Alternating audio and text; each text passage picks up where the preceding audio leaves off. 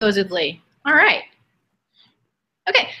So this class is a junior, senior level internship class. They've all got active internships right now. They're all communication majors. And so I'm inviting a variety of people with a whole bunch of different kinds of jobs just to show the breadth of what you can do with the degree, and also to introduce them some maybe non-traditional ways of doing what they want to do. So, sounds good. If you could talk a little bit about who you are and what you do, and then they'll ask questions, hopefully. Sure. My name is Tom Merritt. Relevant to what she was just saying, got a Bachelor in Science in Journalism from the University of Illinois, graduated in 1992. I have worked both independently, making my own websites back in the 90s, as well as at big companies. So I started working at a television network called Tech TV as one of their web guys, in charge of all of their web content. So a lot of writing and editing on top of content management systems and things like that. After Tech TV, I worked at CNET for several years as an executive editor there. Was involved both with writing headlines, writing stories, and doing podcasts once podcasts became a thing, as well as online video. I left there in 2010 to join a network called This Week in Tech, where I did pretty much exclusively podcasts about tech news. Left that in 2013 and have been doing things on my own since then. So I do a show called Daily Tech News Show. Exactly what it sounds like. It's a daily show about tech news. I do several other podcasts about cord cutting, the idea of watching TV and movies over the internet without cable subscription, a science fiction and fantasy book club called Sword and Laser, kind of a weekly wrap up of pop culture news called Current Geek, and a few other shows here and there. And for the most part, I'm funding my things through crowdfunding. So the Daily Tech News Show is ad-free, no ads at all. It is entirely supported by the folks who listen to it. I get about 5% of the people in the audience giving me a little bit of money, but it makes about $16,000 a month, which is enough to pay me, a producer, and daily contributors to join me on the show. And Cord Killers, my cord cutting show, also is crowdfunded. Sword and Laser has a mixed model. We take advertisements, but we also have a crowdfunding model as well. And that's what I've been trying to make work for the past year and a half. So what else you want to know? Questions? Go ahead. So you went from kind of writing to broadcast. Did you always know that you wanted to do that? Yeah, I mean, in my journalism degree at Illinois started in writing. I took the intro classes in writing, but I switched to broadcast because I was working in radio. I should have mentioned that 1986, at 16 years old, that was my first job, was being a DJ. So when I was going to the University of Illinois, I worked at WPGU radio in Champaign, and I always wanted to do broadcast. I always wanted to do broadcast radio. I was kind of interested in television. But I also continued to enjoy writing. So I was in the broadcast track fairly early on, but I was always dabbling in the writing end as well. And I think that served me well going into online stuff, because you have to be able to do all of them. You can kind of get away without doing a lot of on-camera work these days, but not even then, especially at tech blogs. They want to put their writers in front of the camera as often as possible, if for nothing else, to just share their expertise of the beats they're covering. So it's all been mixed together. And I definitely use my writing skills with my podcasts, which are mainly consumed in audio form by people. So that's kind of what I focus on when I prepare them, but we make video versions of them available as well. So it all just mixes together in the end. Go ahead. What's the best way to sort of smooth out your writing skills and like collect all of your works to like advertise that for a resume or something? Yeah, best way to smooth out your writing skills is practice. Keep doing it and get feedback. The person that I can credit most with improving my writing was my Journalism 350 Introduction to Print Journalism teacher. He was the former city editor at the Milwaukee Journal, and he was vicious. He just ripped apart your prose. in a way that wasn't personal, but it kind of helped you build up a thick skin to being edited. And so I have no problem being edited. I actually like it when people look at my stuff and come up with suggestions. One of the things I learned then was your editors aren't always right. So you don't have to take every criticism or every correction to heart. But to me, that's how you get better. You just keep writing, you smooth it out. And then once you're happy with something, you're never going to be 100% happy. There's always improvements that can be made. But once you're happy with something, then I would probably, these days, sure, you can create a gallery, you can create a website of clips. You can go and use something like WordPress and put something together. But I think it's more impressive. And one of the things I look for when I'm looking for folks to help me out with my projects are people who are kind of already doing what I want them to do. And that's what happened with me. I got hired at ZDTV, which eventually became renamed Tech TV, because I was doing my own website for myself. And I didn't have any money, but I had writers contributing to it. I was editing them. I had a publishing schedule, and I was able to show that even though I didn't have any experience doing a website, because nobody really had done a website professionally much at that point, I was doing it on my own. So I would look at maybe coming up with a blog that's in some of the areas of your interest. It doesn't have to be complicated. Just something that you can point to and say, hey, you can get a sense of my writing in a setting meant to be read.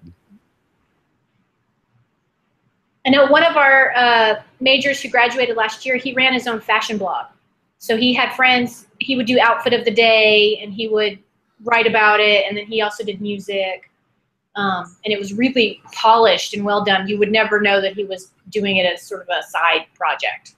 So yeah, and that's one of the amazing things about the technology we have now is things that you used to need permission or at least access to be able to do, you can do on your own, sometimes just on your phone.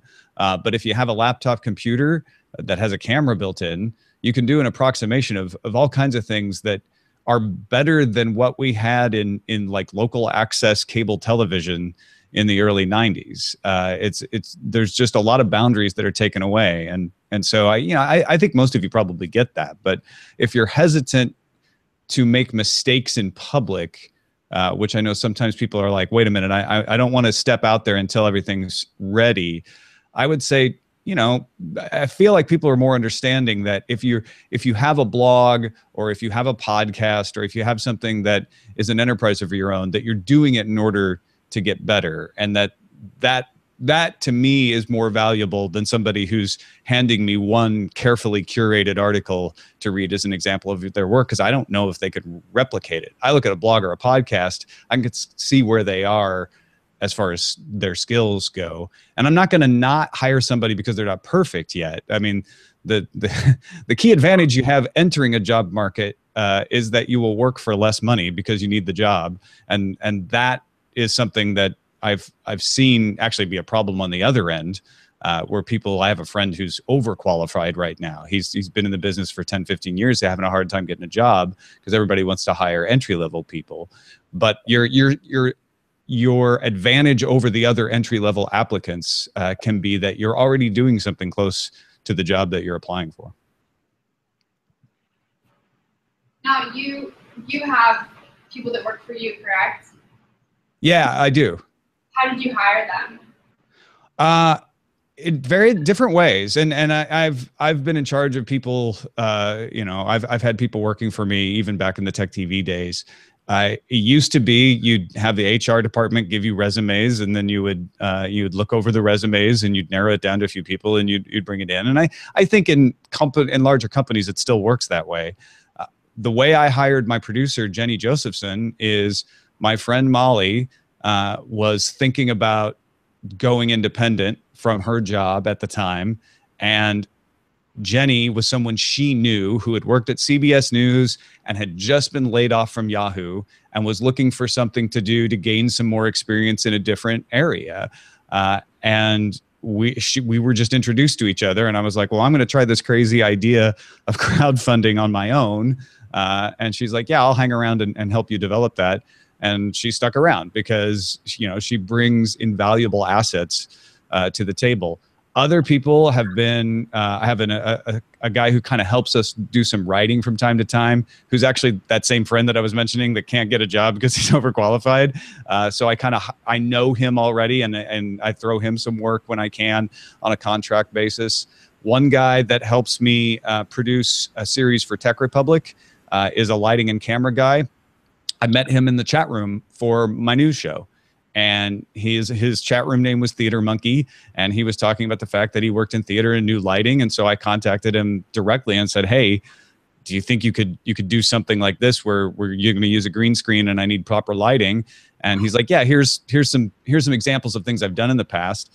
He came over, I tried him out, and he worked great. So it's kind of all over the place. Some are through social networks, some are through friends, but I haven't, since I left CNET, actually done the kind of thing where I post a job and take in resumes, because everything I've been doing since then has been a little less formal and a little more ad hoc.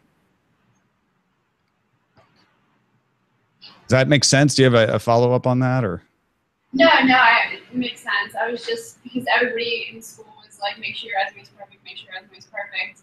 And it seems like a lot of the jobs that I've been seeing, you don't necessarily need to have an impeccable resume to be able to get that. Yeah, that's one of the reasons I recommend doing something that you can point to besides just the resume, because it makes you stand out. And when you're doing stuff like that, you tend to start to make connections with other people. Let's say you're doing a blog about fashion. You may start to get people commenting on your blog who are also into fashion. Maybe they work for magazines, maybe they work for designers. And that's really how you end up getting the best jobs, is having a connection, a personal connection like that. And in this day and age of social networking, it's easier to make those connections than it used to be when you had to actually go out only in physical space to meet people. I'm not that familiar with like the field that you work in, but if you have any competition, how do you make sure that you stay like up to date with that and your viewers want to listen to you? Yeah, with podcasting, you know, the major way people end up getting an audience is through iTunes. If you can get iTunes to feature you, or you can get your ranking high in iTunes, then you're more likely to be discovered. There's a lot of other podcasting apps out there, like Pocket Casts, for instance, that you can do the same thing, or Stitcher, where you can try to work with them for promotion. And then I use Twitter, I use Facebook to try to get the word out and let people who follow me for other reasons know what else I'm doing, especially in the smaller shows that I do. Daily Tech News Show is the biggest show that I do.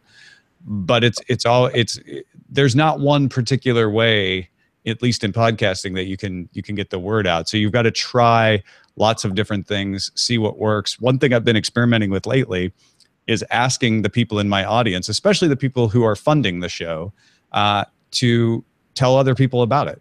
And the way I phrase it actually on the show is like, look, if you can't afford to help the show, I understand not everybody has a lot of money. If you can't afford to help the show by pledging money to our Patreon, you can just tell somebody you like the show and maybe, you know, help them understand how to subscribe to a podcast and spread it that way. Not sure how much of an effect that's happening, but that's having. But I'm trying lots of different things.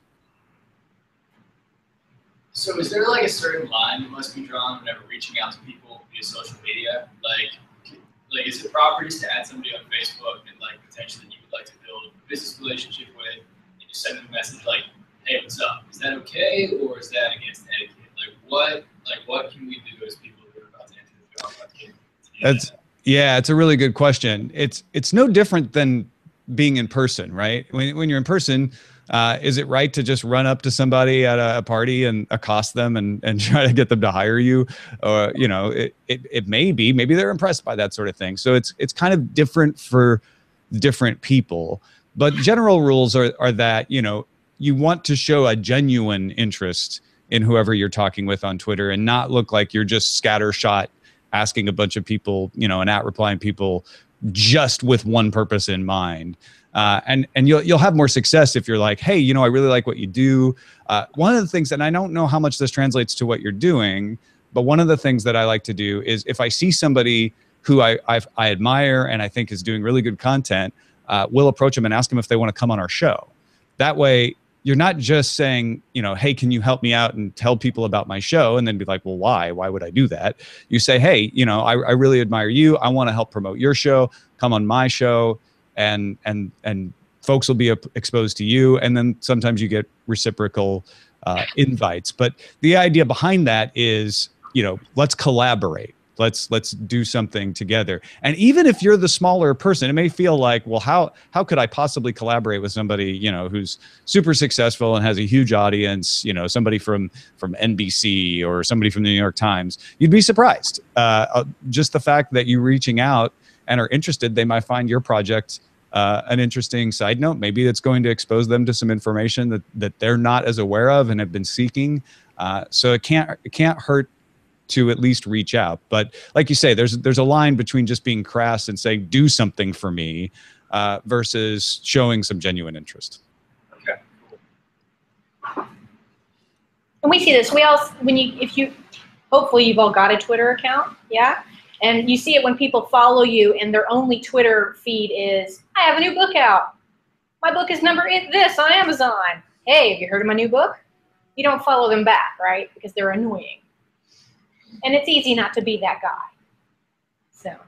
Yeah, and there's a balance there. I tend to, if I have a new book out, I post about it once, say, hey, just letting you know this happened, right? And it's certainly not the only thing you're going to find in my feed, and I don't repeat it. There are other people who say, look, it's fair to repeat it the next day because not everybody reads every post on Twitter. So again, it depends on who you are and who the people who are following you are. To maintain that balance. And that's one thing that I've learned in doing lots of different types of shows with lots of different audiences is they're not all the same. So the audience for a blog is going to react differently than an audience for a podcast, and the audience for two different types of podcasts are going to react differently. We have a very successful chat room that happens live while we're recording the Daily Tech News Show. So they get into IRC, they're talking with each other, they're talking to us, they're coming up with titles for the show. It's great. We have an entirely different audience for the Science Fiction and Fantasy Book Club, Sword and Laser, where if we open up a chat room while we record live, maybe a couple people show up, which is awesome, but they mostly want to interact with each other on Goodreads because that's about books. They're more comfortable that way. It's just the personality of that audience. So depending on what kind of content you're doing, what kind of things you're writing about, what kind of things you're reporting on, what things you're making a show about, will lead to you having a different audience. And you need to get to know that audience. Even if it's a small audience, even if it's only a handful of people, the better you engage with them and get to know them, the better you'll be able to make stuff that they enjoy, make stuff that you feel good about, and grow that audience because they'll help you do that. Go ahead. Have you ever done anything on social media aside from just posting good content to help boost the amount of followers that you're getting, like using bots or something to like other people's accounts in exchange for followers or anything shady like that? You see a lot of people doing that. Yeah. There's a friend. No, I don't do that kind of stuff. I'm so on the other end of like not caring. I mean, my Twitter name is Ace Detect, ACEDTECT. I challenge any of you to be able to repeat that back to me. It's a really bad idea to have a hard to spell Twitter name. To me, it's kind of a gating mechanism. I want to make sure that the people who follow me are people who really want to follow me because I get a higher quality audience. The people who do the bots and the follow back automatically and all of that stuff, they're playing a game. Their goal is to get a huge Twitter following. And I feel like that's the wrong priority for me. I think it's pretty shady to do things like bots. There is a friend of mine who does what I consider sort of an ethical way of doing that, which is he responds to pretty much everyone who @replies him. He has hired someone to search Twitter and find people who are interested in the kinds of things that he does. He's a magician and he also hosts podcasts.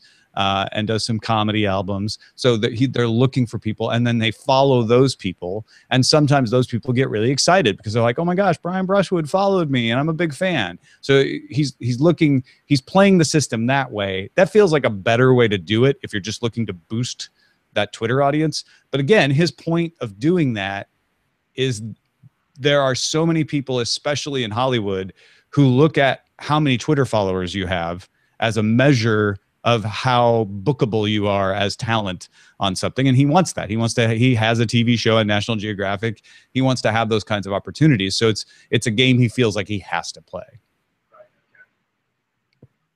I definitely think there are ways to do that well. But we've also been on the receiving end. Maybe you say something a little salty about Drake, or who's the really bad one? The Drake followers immediately pile upon you and set you on fire, right? You don't want to be that guy, but you could look people up there either talking about you or talking about something that you're into and engage with them in a meaningful way. Yeah, to me, when you're actually having legitimate conversations, which again, something like Twitter can be harder when you have a limit on characters, but you'll just have a better experience overall. And you know, it is different for different subcultures, different types of people. It's different for women and men. It's different for different races. Everybody has a different kind of experience depending on who they are and who they're perceived to be. But the more genuine interaction you have with people, the better it can be. I've seen lots of people, women and men, all different races, get trolled on Twitter hard by someone and just turn it around and say, wow, I'm really sorry about that you feel that way. You know, hope your day gets better, or something like that. And the person who was trolling them immediately say, wow, I'm really sorry. I didn't realize there was a real person that was going to respond to me, or I was just having a bad day. It doesn't work all the time. There are definitely trolls out there that are just trolls, and they're horrible people. But it can definitely help to try to be genuine with folks. So like when you first get started, like how do you narrow down a targeted audience, like your targeted demographics, and how do you balance between, you know, being too niche and being too broad and like not being able to target every one of your you know, every member of your audience? And also, like, once you do have a targeted audience, how do you reach out to them when you haven't made a name for yourself yet? I'm sorry, there's like a guy drilling outside my room, and you're at the back of the class. So between those two, I kind of got the idea. You're like, how do you start building an audience when you don't have one, and how do you keep them engaged? Is that roughly it, or? Yeah, and the balance between being niche enough to find an engaged audience, but not being too niche and being too broad. How do you find that balance? Yeah. To me, I have always been a fan of start with the content you want to cover. Be passionate about the thing you want to cover. Don't worry too much about how broad or how niche you need to be, because especially on the internet, you can always find an audience. And I feel like if you are dedicated, passionate, and genuinely interested in what you're talking about, that will have a much bigger chance of gaining a much bigger audience than if you fake it. If you try to go broad because you think that's what you should do, and you end up talking about things that you're not that interested in or you don't know very well, people see through that. And I don't think that kind of content, while it can succeed for a while through lots of different means, I don't think it has longevity. So I wouldn't worry too much in the early stages of anything you're doing about how niche it should be versus how broad it should be. On the other hand, though, let's say you're like, okay, well, I know that the content I want to cover is, minor league baseball in Indiana.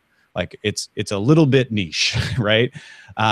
Even within that niche example, that you could focus on a particular team, you could focus on stats versus focusing on the human aspect or the stories. And that's where I think you have to decide what content gets you inspired. What makes you want to tell a story? What makes you want to cover it?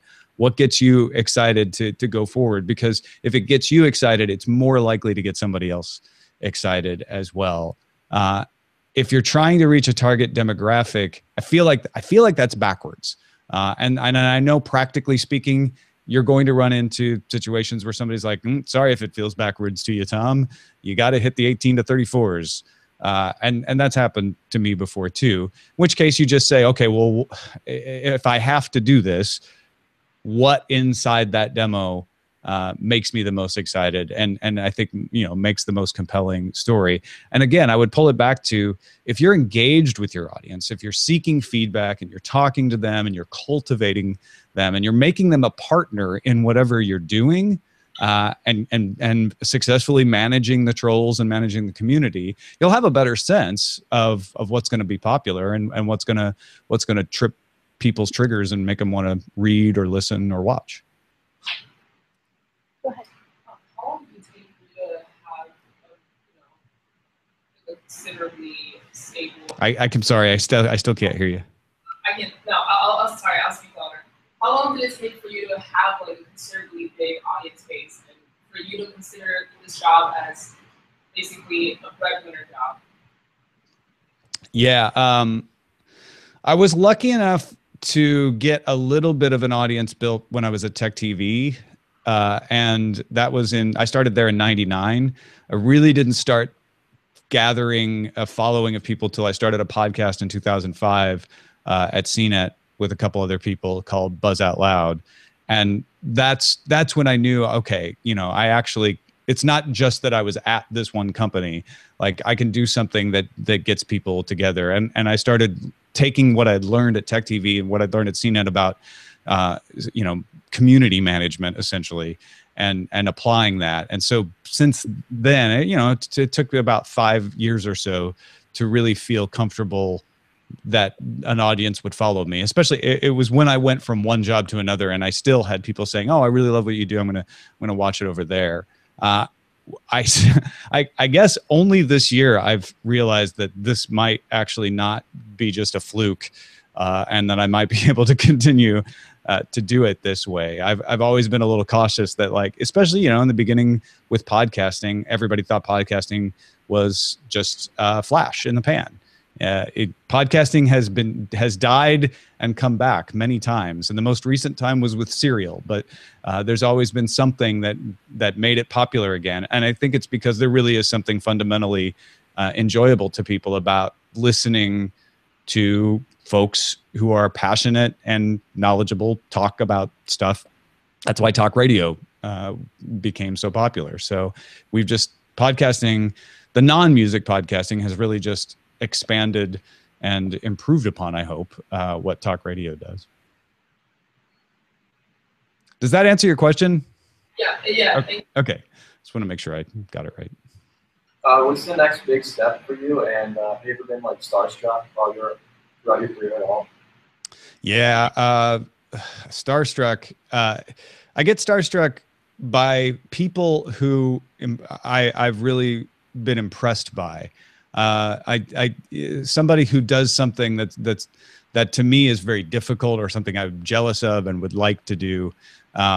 It's one of the people that I'm most starstruck by, and she is somebody I've gotten to know, is Felicia Day, because she went from being Hollywood actor to, before people were doing any kind of video online with any serious kind of production value, she did a show called The Guild, which was an impressive feat. Turned that into a business, got some YouTube money. That's how I got to know her. Is she brought one of my shows. She brought the science fiction and fantasy show on to her network for a season. We didn't stay there, but she is impressive. So I've been kind of starstruck by her. I've been starstruck. I don't know. I get starstruck very rarely by just celebrity. It's usually somebody that I admire. I would be starstruck if I met Stephen Hawking, for instance. I haven't met him. But as far as like next step for me, I just want to really what's for me is time management.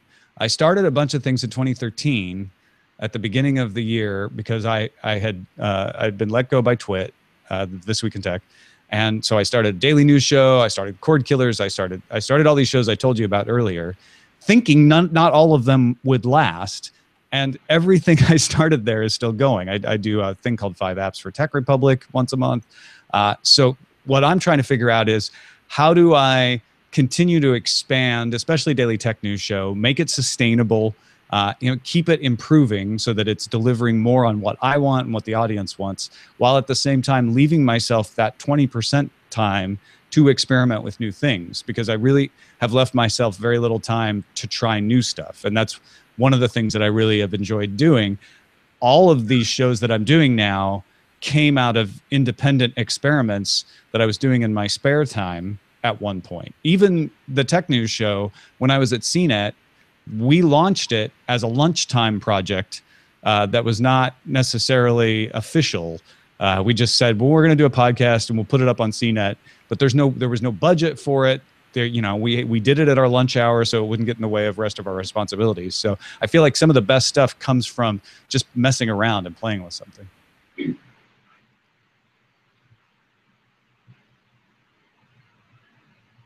Anyone else? Go ahead.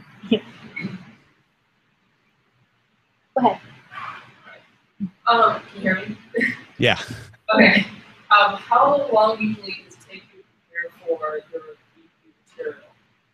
Like, say, you're the most popular podcast. How long does it take you or your team to prepare the material to talk about? Yeah. So already today, so Daily Tech News Show is the best example. We do it at 1:30 p.m. Pacific time. I get up at 7 and I take care of a few things like take the dogs out and stuff. But I start reading my RSS feeds and I spend probably an hour in the morning just looking over like what seems to be the news of the day. By 10:30 a.m., I'm buckling down to like read stories, understand stories, make a rough draft of what that lineup should be in our headline section, working with whoever our guest or our co-contributor for that day is on what our main discussion story is.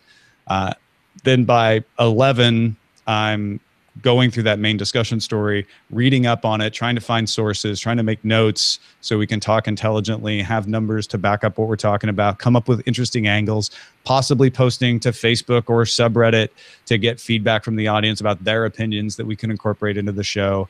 By 12 o'clock, we're writing the headlines. That's when my producers and I are now working together to try to like come up with 2 to 3 lines on each headline that we can read and spark a mini discussion on all of that.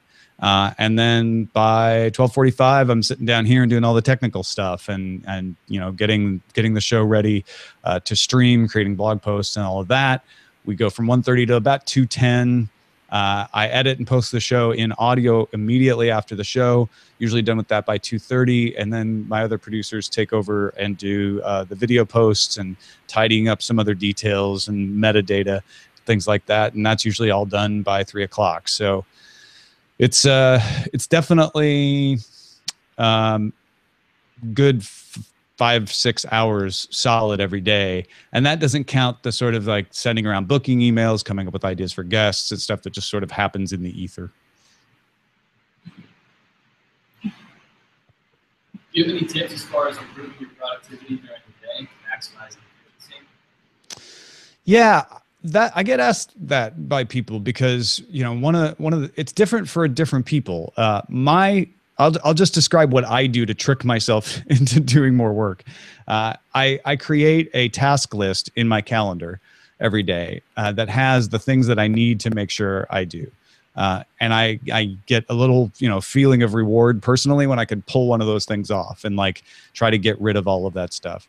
I do a lot of the getting things done mentality sort of things for keeping keeping an email inbox that's clean. I try not to use my email inbox as a task list, but rather like take tasks and you don't have to read the whole getting things done to understand the basic priority, which is don't leave things in your head or in your email inbox. Take something, decide, can I act on it now? Should I act on it later? And if you can act on it later, put a note somewhere where you won't forget to act on it and make it happen that way. And it's just a good way to not be constantly stressing out in your head about, wait, did I forget that thing? And then schedule stuff. It's one of the more recent ones. Somebody said, look, if people see your schedule has open space, they'll take it. If you see open space on your schedule, they'll take it. So if you want to run every day, schedule it. Put an hour for your run down, because, you know, even if you only run for a half hour, there's time that you need to, you know, lace up your shoes and cool down, take a shower and all that. And they're like, carve that time out. And I found that to be extremely helpful for me too, to say, even if I have to move stuff around, to say, well, I'm going to run from 9 to 10. And then somebody wants to have a meeting at 9 to 10. Well, then I can look and say, well, okay, I can run in the afternoon, or maybe I can suggest another time for the meeting. And it just helps keep things more efficient. Those are just a random scattering of different things I do. I don't know how helpful they are. I'm very much a scheduler too, and I am extremely ADD, so I also set a lot of alarms. Alarms are my pal, so. Yeah, I ignore alarms, so that the alarm thing doesn't work for me, because I just get used to them and dismiss them. So they work for me, oddly. Yeah. I just use an internal panic as my alarm. When I get to a point where I'm not doing anything, I'm like, what do I look at my calendar immediately to see if I missed anything. Since you prepare for your show every single day, do you ever get stressed or like nervous that you're not going to have enough material to discuss? Do I ever get stressed about what? Do you ever get stressed or nervous that you're not going to have enough material to talk about in your daily time show?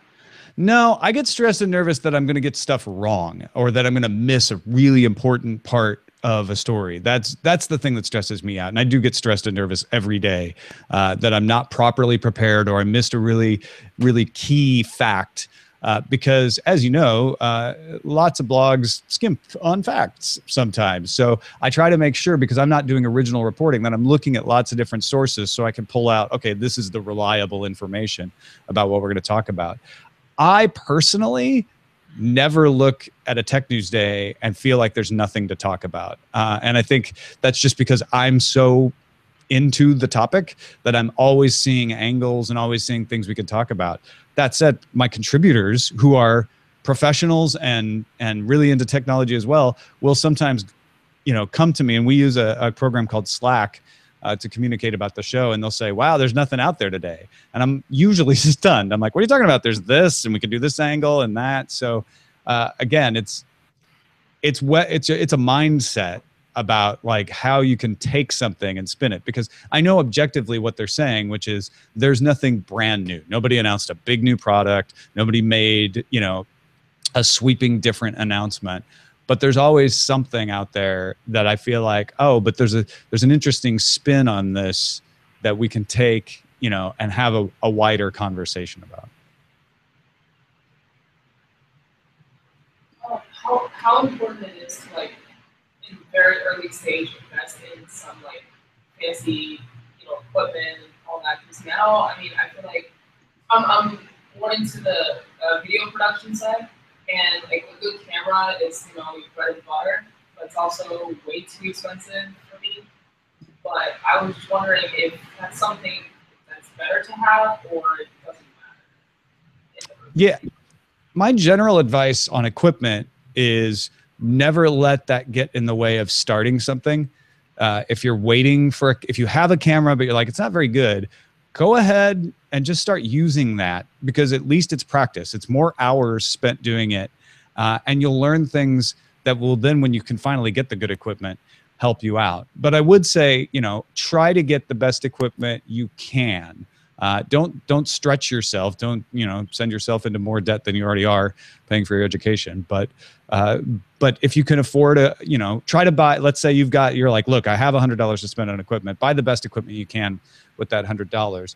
The thing about internet content, and I don't know if this applies mostly to podcasting, but people are a lot more forgiving about quality as long as it's usable, right? There's a difference between, oh, his mic doesn't sound like a $350 mic. It sounds like a $100 mic. People are forgiving of that. They're like, oh, it sounds good. When you can improve it, you should, because it's one less thing, you know, it just kind of smooths out the road, makes you sound more professional.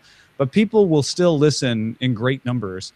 If you, however, are using, you know, the laptop mic on your laptop and you're sitting way back and you can't hear or understand what people are saying, that's a problem. So you need to have good enough equipment that everything you do is consumable, but work within the constraints of what you can afford, I guess I would say, until you can afford more. later on and improve as you go. I hate it when people are like, yeah, I'm ready to do a podcast, but I'm just waiting to buy the equipment. I mean, even if you have to use the laptop mic to get started, go ahead and get started, and call it a beta, or, you know, call it a preview or something like that, because I feel like you can get into the trap of using equipment as a reason not to start something, and there'll always be better equipment than what you have, no matter what you do.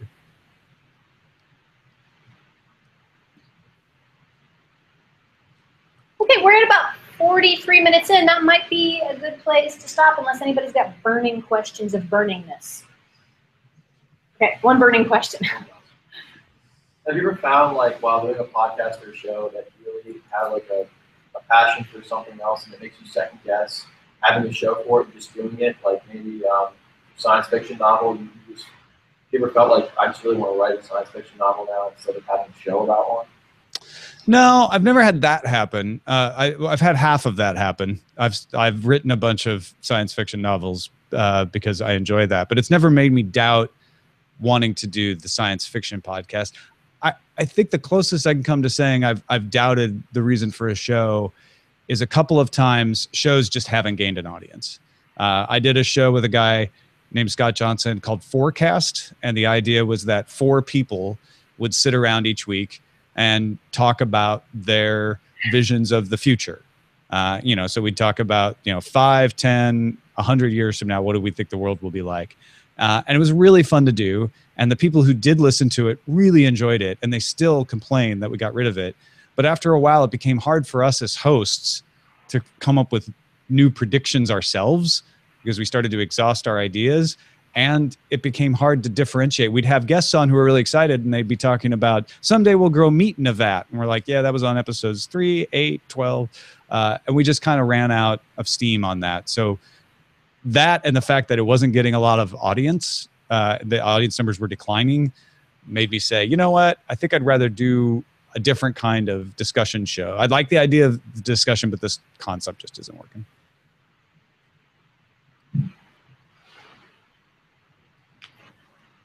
Just really quick, I wasn't here for the 5 minutes, for the first 5 minutes, I missed my first class, but maybe you've answered this, but can you give me a brief breakdown of exactly how you make profits, whether it's sponsorship or whether it's being featured, but like the basic breakdown, because I know somewhat of how, like podcasts and YouTube videos, how those make profits, but not like a very direct kind of list. It's still kind of obvious to me. So what? Again, I'm just having a hard time hearing for various reasons. Basically, she missed the part where you went through your funding model. Yeah. And where you talked about Patreon and then the mixed model of some of your. Oh, like what? You don't understand what that model is? But she was just not here. Her bus.